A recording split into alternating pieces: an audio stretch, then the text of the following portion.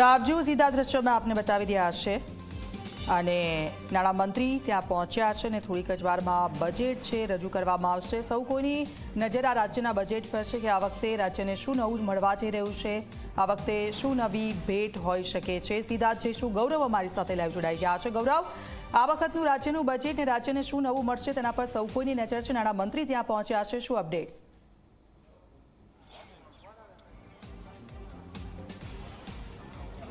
હજી વાત કરીએ તો વિકસિત ભારત 2047ના લક્ષ્યને સાથે કેન્દ્ર સરકાર ચાલે છે, જેમાં ગુજરાતનું પણ અચૂક યોગદાન હોવું જોઈએ તે લક્ષ્ય સાથે ગુજરાત સરકાર આગળ ચાલે છે। અને આજે જે વર્ષ 2025-26નું બજેટ રજૂ થવાનું છે તે લગભગ એ પ્રકારનું જ છે। તમે આ દ્રશ્યો જોઈ શકો છો કે જે નાણાં વિભાગના કર્મચારીઓ છે, અધિકારીઓ છે તે વિધાનસભા સુધી પહોંચી ગયા છે। થોડી જ વારમાં નાણામંત્રી અહીંયા પહોંચશે અને જે આ અધિકારીઓ છે તેમના દ્વારા તેમનું સ્વાગત હશે। ત્યારબાદ નાણામંત્રી વિધાનસભા ખાતે પહોંચશે અને પોતાનું બજેટ રજૂ કરશે। સૌથી મહત્વની વાત છે કે સામાન્ય બ્રીફકેસની જગ્યાએ નાણામંત્રી કનુભાઈ દેસાઈ લાલ રંગની પોથીમાં બજેટની કોપી લઈને વિધાનસભા ખાતે પહોંચવાના છે। આ લાલ રંગની પોથીની જો વાત કરીએ તો તેના ઉપર ગુજરાતની ઓળખ સમાન આદિવાસીઓનું જે વરલી પેઇન્ટિંગ છે તે આદિજાતિની સંસ્કૃતિને ઉજાગર કરતું જોવા મળે છે। કચ્છી ભાતીગઢ ભરતકામ જોવા મળે છે। ભારતનું રાષ્ટ્રીય ચિહ્ન અશોકસ્તંભ અહીંયા દર્શાવ્યું છે। આમ આઝાદીના અમૃત મહોત્સવ સાથે આદિવાસી અને કચ્છી સમાજની આગવી ઓળખ પણ અહીંયા સાંકળી લેવામાં આવી છે। મહત્વનું છે કે કનુભાઈ દેસાઈનું આ ચોથું બજેટ છે અને જેમ જેમ બજેટ આવે છે દર વર્ષે તેમાં ઉત્તરોત્તર વધારો થતો જાય છે। આ વર્ષનું બજેટ પણ અત્યાર સુધીનું સૌથી મોટા કદનું બજેટ હોવાનું માનવામાં આવી રહ્યું છે। આરોગ્ય શિક્ષણ ક્ષેત્રે ખાસ ભાર મુકાય તેવું દેખાઈ રહ્યું છે, કારણ કે જે પ્રકારે સમગ્ર દેશમાં શિક્ષણ પર ભાર મૂકવામાં આવ્યો છે, આરોગ્ય પર ભાર મૂકવામાં આવ્યો છે। આયુષ્યમાન યોજના હોય જે 10 લાખ સુધી ગુજરાત સરકારે તેમાં સહાય આપવાની શરૂઆત કરી છે, તો તેમાં વધારે જોગવાઈ થાય તેવું દેખાઈ રહ્યું છે। લાંબા સમયથી જે લોકોની માંગણીઓ હતી તે માંગણીઓને પણ આ બજેટમાં સ્થાન મળે તેવું હાલ જોવામાં આવી રહ્યું છે।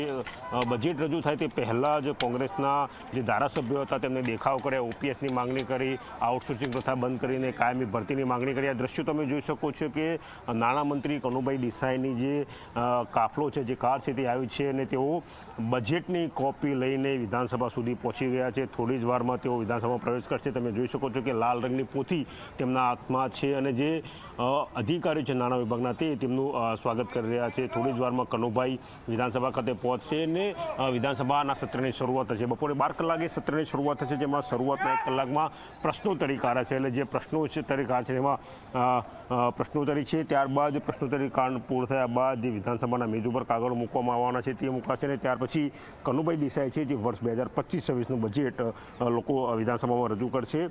સૌથી મોટી વાત છે કે જે માંગણીઓ લાગણીઓ સાથે ગુજરાતી બેઠા છે તે અપેક્ષા કેટલી અને કેવી પૂર્ણ થઈ તે થોડી જ વારમાં ખબર પડશે। આ દ્રશ્યો તમે જોઈ શકો છો, સીધા ગયા કનુભાઈ દેસાઈ વિધાનસભા સુધી પહોંચ્યા છે અને થોડી વારમાં તેઓ વિધાનસભા ગૃહ ખાતે બપોરે 1 વાગ્યાના સુમારે બજેટની રજૂઆત કરશે। દીક્ષિતા।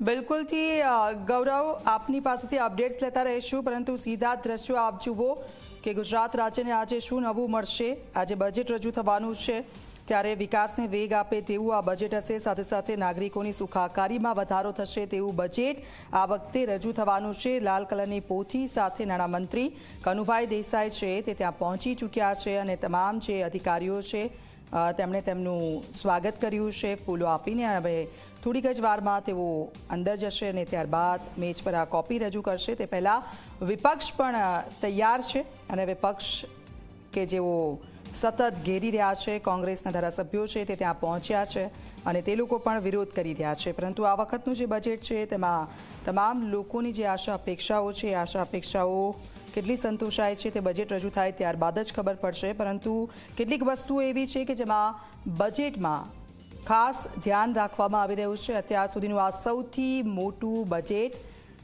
નાણામંત્રી કે જેઓ રજૂ કરવા જઈ રહ્યા છે, વિકસિત ભારતના રોડમેપ સાથે આ બજેટ છે તે રજૂ થશે અને સાથે સાથે આપ જુઓ વિકાસને તો ગતિ મળશે જ, પરંતુ સાથે સાથે જે નાગરિકો છે, જે લોકોની આશા અપેક્ષાઓ છે, તે લોકોની સુખાકારી છે તેમાં પણ વધારો થશે તે પ્રકારનું આ બજેટ હોઈ શકે છે।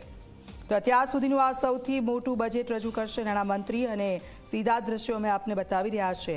વિકસિત ભારત 2047ના રોડમેપ દર્શાવતું આ બજેટ આ વખતે રજૂ કરવામાં આવશે। લાલ રંગની પોથી છે અને જુઓ તેમાં જે આદિવાસી કળા હોય છે તેને ચિતરવામાં આવી છે. સાથે સાથે કચ્છી ભરતકામ છે તેને પણ આવરી લેવામાં આવ્યું છે. આ લાલ રંગની પોથી સાથે નાણામંત્રી છે કે તેઓ ત્યાં સંકુલ ખાતે પહોંચી રહ્યા છે અને થોડીક જ વારમાં સૌ કોઈની નજર જે બજેટ પર છે ગુજરાતના તે રજૂ કરવામાં આવશે.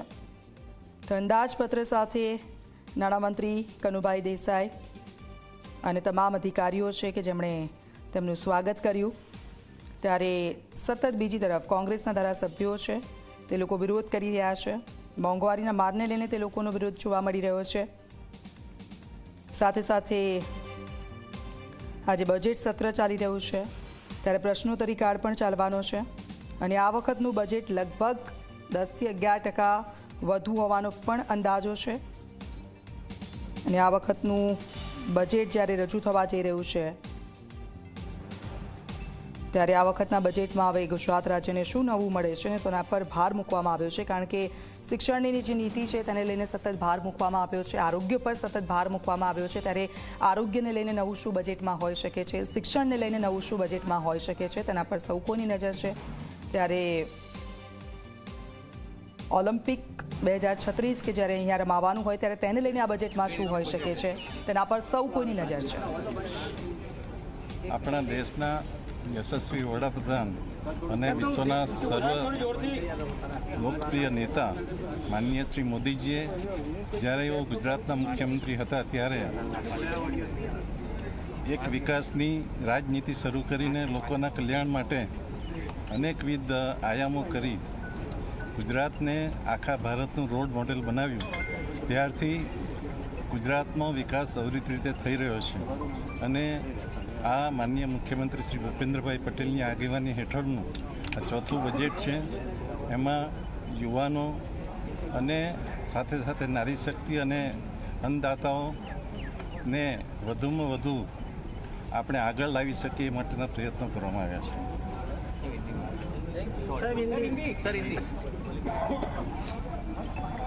देश के यशस्वी पंत प्रधान माननीय मोदी जी ने गुजरात का विकास के लिए 2001 से जो यात्रा शुरू की थी और गुजरात विकास मॉडल को पूरा देश ने स्वीकार किया, वही रास्ते पे गुजरात के मुख्यमंत्री श्री भूपेंद्र भाई पटेल जी का सरकार का ये चौथा बजट है और ये बजट में भी वही रास्ते से लोक विकास और लोक कल्याणकारी कामों को प्राधान्य दिया गया. Thank you. તો આપ જુઓ નાણામંત્રી કનુભાઈ દેસાઈ કે તેઓ ત્યાં પહોંચ્યા છે અને તેમણે પહેલાં જ કહી દીધું કે આ વખતનું જે બજેટ છે તેમાં જે અન્નદાતાઓ છે એટલે કે ખેડૂતો છે તેમને આગળ લાવવાની વાત કરી છે. સાથે સાથે મહિલાઓ કે જેઓ કઈ રીતે આગળ આવે તેના પર સતત ભાર મૂકવામાં આવ્યો છે. એટલે આ વખતના બજેટમાં જે ગુજરાત રાજ્યનું બજેટ જે ફાળવા જઈ રહ્યું છે તેને લઈને મહિલાઓ માટે આ વખતે કંઈ સરપ્રાઇઝ હોઈ શકે છે. સાથે સાથે ખેડૂતો છે, ખેડૂતો માટે પણ આ જે બજેટ છે તેમાં વધુ જોગવાઈઓ હોઈ શકે છે. મહિલાઓ આગળ આવે, મહિલાઓ જે રોજગારી મેળવી રહી છે, સાથે સાથે જે મહિલાઓ ઘરે બેસી છે, જે ગામડાની મહિલાઓ છે કે જે લોકો માટે જે યોજનાઓ છે યોજનાઓમાં વધુ પણ બજેટની ફાળવણી કરવામાં આવી શકે છે. મહિલાઓ કઈ રીતે આગળ આવે, પગભર થઈ શકે અને તેને લઈને મહિલાઓ માટે તેમણે વાત કરી છે કે તે લોકો કઈ રીતે આગળ આવે, અન્નદાતા અને મહિલાઓ તેના પર આ બજેટમાં ભાર મૂકવામાં આવ્યો છે. સાથે સાથે જો વાત કરવામાં આવે તો શિક્ષણ પર પણ ભાર મૂકવામાં આવી રહ્યો છે આ બજેટમાં. ટુરિઝમ કે જે ગુજરાતનું જે ટુરિઝમ જે સતત વિકાસ થઈ રહ્યો છે તેના કારણે અને લાભ પણ થઈ રહ્યો છે ગુજરાતને, તો આ વખતે ટુરિઝમ પર પણ ભાર મૂકવામાં આવ્યો છે. તો આપ જુઓ તેમણે જે નિવેદન આપ્યું કે ગુજરાત આજે દેશમાં વિકાસ મોડલ બની ગયું છે અને આ વિકાસ મોડલ કે તમામ વર્ગની જરૂરિયાતોને ધ્યાનમાં રાખીને સમતોલ બજેટ હોઈ શકે છે. મોદી સાહેબે વિકાસની રાજનીતિ જે શરૂ કરી છે અને વિકાસને વેગ મળે અને ગુજરાત તો આજે દેશભરમાં વિકાસનું મોડેલ બની રહ્યું છે. આપ જુઓ દરેક ક્ષેત્રમાં ગુજરાત આગળ છે ત્યારે વધુ વેગવંતુ બનાવવા માટે હવે આજે નીતિઓ છે તેના પર ભાર મૂકવામાં આવ્યો છે.